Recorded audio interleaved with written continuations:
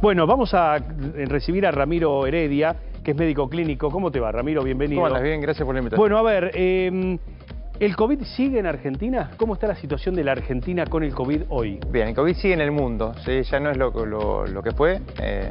Sabemos que gracias a las distintas olas de distintas variantes que fuimos teniendo y a la vacunación, y ahí nos fuimos infectando también, la mortalidad del COVID bajó, de los pacientes graves, que son los que se internan, bajó a un 6% ahora, cuando antes era hasta un 20%. ¿Sí? Ajá. Todo eso nos marca una enfermedad que sigue siendo importante. Hoy en día el COVID mata más que la gripe, que es el comparador habitual. Sigue habiendo casos en el mundo, por suerte, eso no repercute tanto en las hospitalizaciones, el uso de cuidados intensivos, ni en los fallecimientos como en otras veces, pero sigue habiendo poblaciones vulnerables, y es algo que siempre siempre ocupa las primeras planas de las noticias en salud. ¿Sí? Algunas preguntas que se hace la gente, ¿no? Fundamentalmente en estos tiempos, ¿no? Cuando se regresa de vacaciones, tenés cambios estacionales. Esta es una de ellas. ¿Nos tenemos que seguir vacunando? ¿Con qué y para qué? Bien, muy bien la pregunta. Sí, nos tenemos que seguir vacunando. No tenemos que olvidarnos que el COVID es una enfermedad prevenible, ¿sí? Prevenible por medidas que nosotros tomamos y prevenible por la vacunación. La vacunación, lo que vimos es que baja el riesgo de infección en un porcentaje, ¿sí? Pero lo principal es que baja el riesgo de que tengas enfermedad grave, o sea, de internarte, y baja el riesgo de morir. O sea, eso es lo principal de la vacunación, porque mucha gente dice, me vacuné el COVID, igual me infecté. Sí, pero tu infección seguro que fue más leve y transmitiste durante menos tiempo la enfermedad y tuviste menos riesgo de tener enfermedad grave o no la tuviste, ¿sí? Esta pregunta está atada a la otra que vamos a presentar, y es, ¿qué vacuna me aplico y cada cuánto? Bien, ¿no? En nuestro país tenemos refuerzos, nosotros tenemos que reforzar con refuerzos bivariantes, que son los que tenemos disponibles. Son los de dos laboratorios que son Pfizer y Moderna, y son las vacunas que están disponibles por el Ministerio de Salud de la Nación. Hoy la vacunación es pública, no es obligatoria, pero la recomendamos. Deberíamos recibir todos refuerzos, ¿sí? Hoy tenemos la población para vacunar la dividimos en tres grupos, ¿sí? Que son de alto, mediano y bajo riesgo. Las personas de alto riesgo son todas las personas de 50 o más años. Personas con inmunocompromiso, que tienen alguna enfermedad que genera inmunocompromiso, y las embarazadas, ¿sí? Esa es la población de alto riesgo que debería recibir un refuerzo, tener un refuerzo en los últimos 6 meses y después reforzarse cada 6 meses, cosa que la población es difícil de convencer. Sí, cada 6 meses hay que vacunarse. Exactamente. Contra el COVID. Esa población de alto riesgo, otra. ¿Por qué? Cuando vemos pacientes internados, que son los pacientes que tienen enfermedad grave, hay algo común que es, o tienen 50 o más años la mayoría, o no recibieron un refuerzo en los últimos 6 meses, o tienen enfermedades asociadas, ¿sí?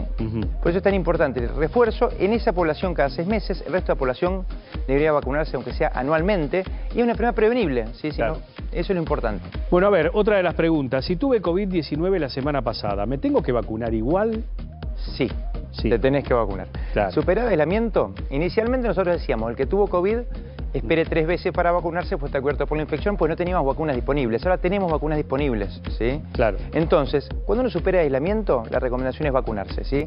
¿Y cuánto tenemos que quedarnos aislados? Uno dice, ¿cuánto tenemos que no relacionarnos con el mundo de vuelta? Bueno, sabemos que el COVID uno sigue contagiando o eliminando virus por lo menos durante 10 días. ¿Sí?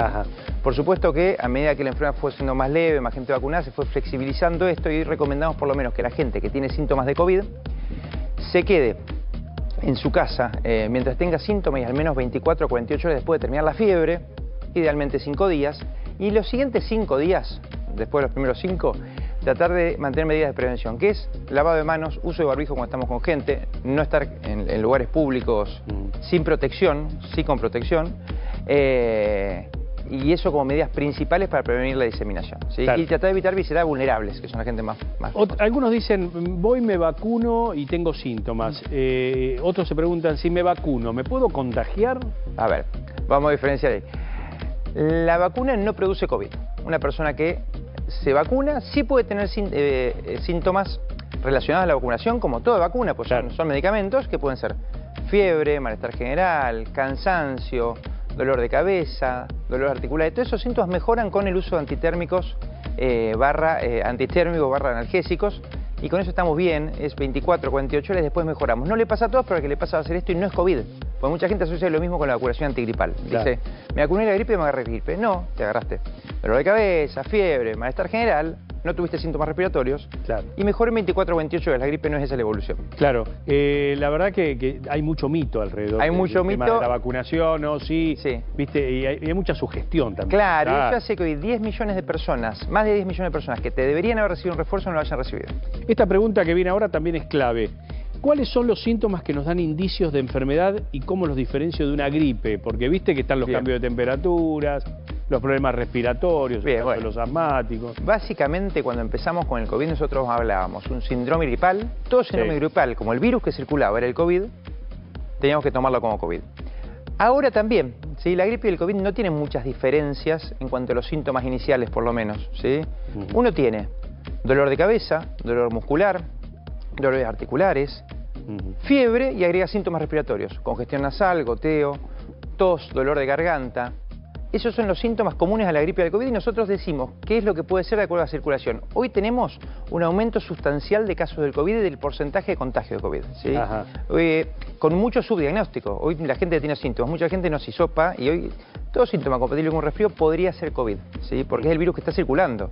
Todo síntoma con resfrío hoy podría ser COVID. Podría ser compatible, exactamente. ¿Y qué hacemos? ¿Nos vamos a hisopar? ¿Qué medidas tomamos? Bueno. ¿Qué medidas de prevención tomamos? ¿Hay que aislarse? Bueno, desde el año pasado la recomendación es que toda persona que tiene síntomas respiratorios, primero, que use barbijo, que se lave las manos, que deberíamos hacerlo todos en realidad, que tose en el pliegue del codo, que evite reuniones mientras esté con síntomas, al menos 24 a 48 horas después del inicio de resolución de la fiebre, si tenemos fiebre. Toda persona con fiebre y síntomas respiratorios debería quedarse en la casa. ¿Qué pasa? La recomendación de hisopar, o sea, de testear en el sistema público, en el sistema privado, es a partir de los 50 años, que es la población de riesgo. Claro. Esa gente tiene 4 veces más riesgo de internarse que la gente que tiene menos de 50. ¿Sí? Y lo mismo pasa con las de tener complicaciones. Siempre hablamos de la internación como parámetro de tuvo una enfermedad grave. Claro.